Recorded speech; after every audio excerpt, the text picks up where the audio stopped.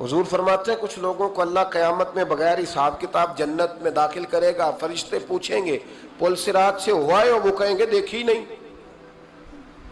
میزان عمل تلوائے، وہ کہیں گے دیکھا ہی نہیں، کیسے آ گئے؟ تو کہیں گے خدا کے فضل سے آ گئے۔ فرشتے پوچھیں گے تمہارا عمل کیا تھا؟ وہ کہیں گے کچھ بھی نہیں، عام لوگوں کی طرح نماز پڑھتے تھے، روزہ رکھتے تھے، حج فرض ہوا تو کیا، زکوٰۃ اگر ہمارے اوپر لاگو ہوئی تو دی، عام روٹین کے معاملات۔ تو فرمائے اتنی بڑی فضیلت کے بغیر حساب کتاب جنت، کوئی تو وجہ ہوگی۔ تو بندے عرض کریں گے وجہ ایک ہی تھی کہ رب جو ہمارے حق میں فیصلہ کرتا تھا ہم اس پر راضی ہو جایا کرتے۔ علامہ اقبال نے ایک بات لکھی ہے، اقبال کہتے ہیں جب میں لندن میں وکالت کرتا تھا تو ایک خاتون تھی، لیڈی بارنس اس کا نام تھا، چھوٹے موٹے مقدمات لے کے وہ میرے پاس آتی تھی۔ بی بی ایک ہوٹل چلایا کرتی تھی، اس کا خامند جو تھا وہ فوج میں ملازم تھا۔ اقبال نے خود لکھا ہے، اقبال فرماتے ہیں کہ ایک دن وہ خاتون پھر کسی کیس کے سلسلے میں میرے پاس آئی، تو جب وہ آئی تو اس نے نقاب اوڑھا ہوا تھا، برقع کیا ہوا تھا۔ تو چونکہ اس نے نقاب اوڑھا تھا، مسلمانوں کی نشانی تھی۔ نقاب اوڑھنا کن کی نشانی ہے؟ اللہ آپ کو خوش رکھے۔ تو کہتے ہیں وہ نشانی چونکہ اہل اسلام کی تھی تو مجھے تجسس ہوا۔ میں نے کہا لیڈی خیریت ہے؟ میم صاحبہ یہ برقع پہنا ہوا ہے؟ تو کہنے لگی ہنس کے اقبال مجھے پکا یقین تھا کہ آپ ضرور پوچھیں گے۔ تو میں نے کہا اچھا تو یہ برقع؟ تو کہنے لگی الحمدللہ میں مسلمان ہو گئی۔ تو میں نے فوراً کہا کہ آپ کا شوہر تو فوج میں ملازم ہے، فوجی کے لیے بدلنا اور پھر ملکی قانون اور یہ چیزیں۔ تو کہنے لگی اس نے مجھے کیا کہنا تھا، وہ خود کلمہ پڑھ گیا۔ تو کہتی ہیں میں اور متجسس ہوا، وہ کیس کی بات کرتی تو میرا تجسس بڑھ گیا۔ میں نے کہا تو کیس چھوڑ کے بتا کلمہ کیسے پڑھا؟ تو کہنے لگی اقبال اصل بات یہ ہے کہ میں نا بے اولاد تھی، خامد بھی بڑے اچھے پیسے کماتا، میں خود بھی ہوٹل چلاتی، پر ڈپریشن اور ٹینشن اور بلا وجہ کی پریشانیاں جان نہیں چھوڑ۔ یہ ٹینشن اور ڈپریشن کا نا مجھے عربی ترجمہ کوئی نہیں ملا۔ یہ ڈپریشن اور ٹینشن کا نا میں نے تلاش کیا ہے، لیکن مجھے عربی لغت کے اندر ان کے معنی مجھے لگتا ہے کہ اس زمانے میں یہ چیزیں تھی ہی نہیں، ہوتی تو ان کا کوئی نام بھی، یہ آج ہے نا تو اس لیے آج کے زمانے میں ہی نام ہے، مفت کا، مفت کی پریشانی۔ تو کہتی ہے مجھے ٹینشن اور ڈپریشن رہتی تھی ہر وقت، بڑی میں پریشان رہتی تھی۔ میرے ساتھ ایک عجیب واقعہ ہوا کہ میرے ہوٹل میں نا ایک بابا جی برتن مانجتے تھے، بوڑھے آدمی تھے، 70 سال کے قریب عمر تھی۔ ان کا ایک بیٹا تھا، ایک بہو تھی، ایک پوتا تھا، لیکن وہ بیچارے بیٹا بیمار رہتا تھا تو لہٰذا وہ خود مزدوری کرتے۔ کہتی ہیں ایک دن وہ بابا جی میرے پاس آئے، کہنے لگے میم صاحبہ 2-4 دن کی چھٹی چاہیے۔ تو میں نے کہا خیریت ہے؟ کہنے لگے میڈم میرا بیٹا فوت ہو گیا۔ بیٹا، آپ کو پتہ ہے باپ کا جنازہ پڑھنا آسان ہے، بیٹے کا جنازہ اٹھانا بڑا مشکل کام۔ کہتی ہے میں کچھ لکھ رہی تھی، میرے ہاتھ سے قلم گر گیا، میں نے خود گاڑی بھیجی، بابا جی گاؤں چلے گئے جہاں وہ رہتے تھے۔ کہتی 2-3 دن کے بعد میں اور میرا شوہر گئے تو رستے میں ہم باتیں کر رہے تھے کہ کیا تعزیت کریں گے، ایک ہی بیٹا تھا، کوئی رشتہ دار بھی نہیں، تو اس کی تو کائنات اجڑ گئی، کن لفظوں سے اسے تعزیت کیا کہیں گے۔ کہتے جب ہم گئے تو وہ ٹوٹی ہوئی چٹائی پہ بیٹھا تھا، کچھ لوگ قریب تھے، ہم نے جا کے کہا بابا آپ مسلمان ہیں، ہم آپ کو کیا نصیحت کریں، ایک ہی بیٹا تھا، کہ کس طرح کر کے ہم آپ کو تسلی دیں۔ تو کہتے ہیں اس نے آنکھیں کھولی، بوڑھی آنکھوں میں ایمان کی روشنی، کہنے لگا بی بی کیا تعزیت کی بات کرتی ہو، میں نے کوئی پیسے جمع کرا کے بیٹا لیا تھا، خدا نے فضل سے دیا تھا، عدل سے لے گیا ہے، میں اپنے رب کے فیصلے میں بڑا راضی ہوں، اللہ بڑا کریم ہے، وہ لے گیا، اس کا مال تھا۔ آپ یقین کریں ہمارے دیہاتی لوگ یہ کہا کرتے تھے، میں نے کانوں سے سنا ہے، ایک بوڑھے آدمی کا ایک دفعہ بیٹا فوت ہو گیا تو کسی نے اس سے کہا بابا چھوٹی عمر میں بچہ چلا گیا، تو مجھے لفظ نہیں بھولتے، کہنے لگے پتر اللہ دی فصل ہے، کچی وڈے تاں وی دی ہے۔ سنے آپ نے بھی کبھی یہ فکرہ، کچی وڈے تے پکی لے جائے تے تاں وی ہے جو وہ دی، تو جب اس کا جی چاہا وہ لے گیا۔ اللہ اکبر۔ وہ خاتون کہتی ہے کہ وہ بابا جی سے میں نے کہا کہ چلو آپ 1 مہینے کی چھٹی کر لے، تو کہنے لگا نہیں میڈم میں مسلمان ہوں، مفت کی روٹی نہیں کھاتا، مزدوری کر کے کھاتا ہوں، میں انشاءاللہ 2-3 دن کے بعد کام پہ آ جاؤں گا۔ कहते हैं वो चंद दिनों के बाद आ गया। अल्लाह की कुदरत के अभी 2-3 माह गुजरे थे, फिर आया। मैडम छुट्टी चाहिए कुछ दिनों की। मैंने कहा खैरियत है? कहने लगे वो मेरी बहू भी हार्ट अटैक से फौत हो गई। कहते अब मैं भी तड़प गई और ईसाई हो के मेरी आंखों में आंसू आ गए।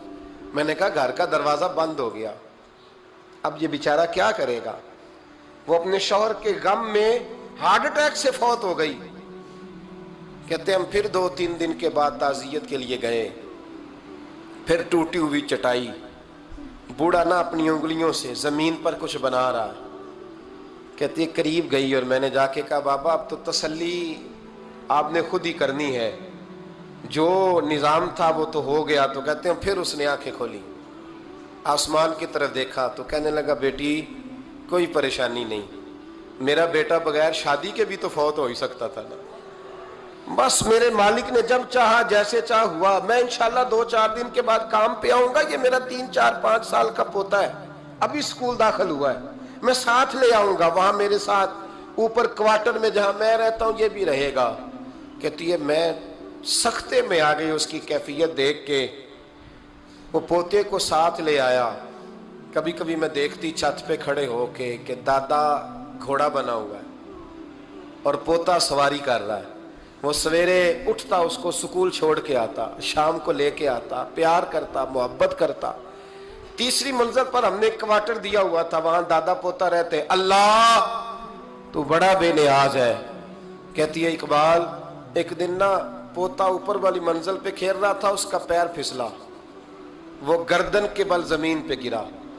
मुझे खबर हुई तो मैं दौड़ी, एम्बुलेंस मंगाई। खून से लिथड़े हुए उस बच्चे को दादे ने अपनी गोद में रखा। और जब हम अस्पताल की तरफ गए तो हॉस्पिटल बाद में आया, जनाबे इजराइल पहले आ गए और कहते हैं वो गोद में दम तोड़ गया। फिर दादे ने उसे अपने हाथों से गुस्ल दिया। फिर उसने अपने बूढ़े हाथों से कब्र खोदी और फिर मिट्टी डाल के कहने लगा इन्ना लिल्लाहि व इन्ना इलैहि राजिऊन। जे सोना ही मेरे दुख विच राजी, जे सोना ही मेरे दुख विच राजी। फिर सुख नू चुल्ले डावा। कहती वो मिट्टी डाली उसने और जब वो वापस पलटा तो मैं बाजू से थाम के होटल करीब लाई और मैंने उसके करीब कहा कि बाबा तू टूट गया है, तू बिखर गया है। मुझे महसूस होता है कि अब ना तेरी रातें और तेरी सुबहें और तेरी शामें गमों में गुजरेंगी। तो कहते हैं यूं उसने हाथ रखे और यूं आंसू छटक दिए। कहने लगा मैडम क्यों क्यों, मेरे अंदर कोई अकीदा नहीं, मैं कोई लवारस हूं, मेरा कोई रब नहीं, मैं क्यों परेशान रहूंगा। मैं तो पका हुआ फल हूं, थोड़े दिन गुजरेंगे कब्र में जाऊंगा और जब जन्नत में जाऊंगा तो अल्लाह मेरी बेटे से भी मुलाकात कराएगा, मेरे पोते से भी मुलाकात कराएगा, मेरा रब सारी मुलाकातें करा देगा। मैं अपने अल्लाह की रजा पे बड़ा राजी हूं। वो खातून कहती है मेरा और मेरे शौहर का कलेजा फटने लगा। मैंने कहा बाबा ये जज्बा कहां से मिलता है, ये सुकून कहां से आता है, ये कैफियत कैसे मिलती है। मुझे कहने लगा तूने लेनी है। मैंने कहा तो कहने लगा तू भी गुंबद खजरा वाले नबी का कलमा पढ़ जा, तू भी रसूलुल्लाह का कलमा पढ़ जा।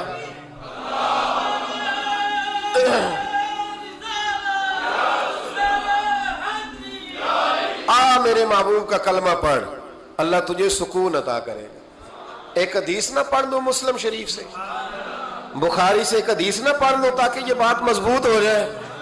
हजरत अबू तलहा रदी अल्लाह ताला, बेटा शदीद बीमार है, मजदूर आदमी थे, कई दिनों से घर थे।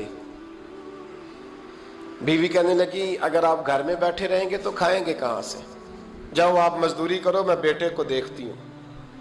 अबू तलहा मजदूरी करने चले गए। शाम को आए तो बेटा फौत हो चुका था।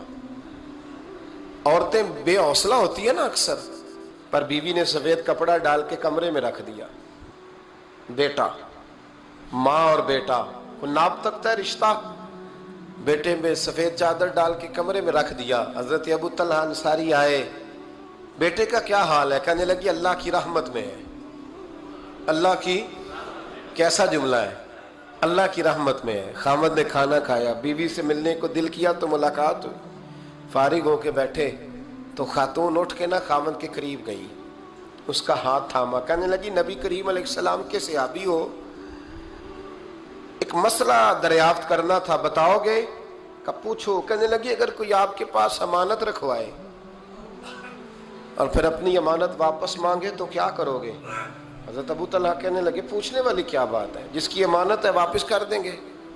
اب زوجہ روئی, اب صبر والی بی بی روئی, اب ماں روئی, آنسو ٹپکے, آنچل سے پوچھ کے کہنے لگی ابو طلحہ وہ بیٹا بھی اللہ کی امانت تھا اور رب اپنی امانت لے گیا ہے, اٹھو غسل کفن کا بندوبست کرو. حضرت ابو طلحہ اٹھے, کامتے کامتے ہاتھوں سے غسل کفن دیا, مسجد نبوی میں پہنچے, محبوب کی بارگاہ میں عرض کیا تو رسول کریم فرمانے لگے تیرے اور تیری بیوی کے عمل سے اللہ بھی بڑا راضی ہے, اللہ کے رسول بھی بڑے راضی ہیں اور اللہ تجھے برکت عطا کرے گا. صحابہ کہتے ہیں پھر اللہ نے انہیں 9 بیٹے عطا فرمائے, پھر اللہ نے انہیں اللہ کی رضا پہ راضی رہنا سیکھو, اللہ کے قریب چلے جاؤ گے اللہ کی رضا پہ. حضرت سفیان ثوری دعا مانگ رہے تھے, یا اللہ راضی ہو جا, یا اللہ راضی ہو جا, یا اللہ راضی ہو جا, دعا مانگ رہے تھے. بی بی رابعہ بصری پردے کے پیچھے بیٹھی تھی, جب دعا لمبی ہو گئی تو کہنے لگی سفیان بس کر, کوئی اگلا لفظ بھی بول, بس کر.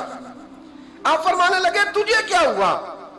تو کہنے لگی تو کب سے کہہ رہا یا اللہ راضی ہو جا, یا اللہ راضی ہو جا, پہلے اپنے دل پہ ہاتھ رکھ کے بتا تو اللہ سے راضی ہے؟ تو راضی ہے اللہ سے؟ تو روز نہیں کہتا پیسے نہیں ہے میرے پاس مجھے دے, تو روز نہیں کہتا یا اللہ فلانی چیز کوئی نہیں دے, اے اللہ فلاں کو دے دیا مجھے کیوں نہیں دیتا معاذ اللہ, تو روز شکوے نہیں کرتا؟ فرمایا پہلے تو راضی ہو جا. ترمذی شریف کی حدیث ہے, میرے نبی کریم علیہ السلام نے فرمایا تم اللہ کے دیے ہوئے تھوڑے رزق پہ راضی ہو جاؤ, اللہ تمہاری تھوڑی عبادت سے راضی ہو جائے.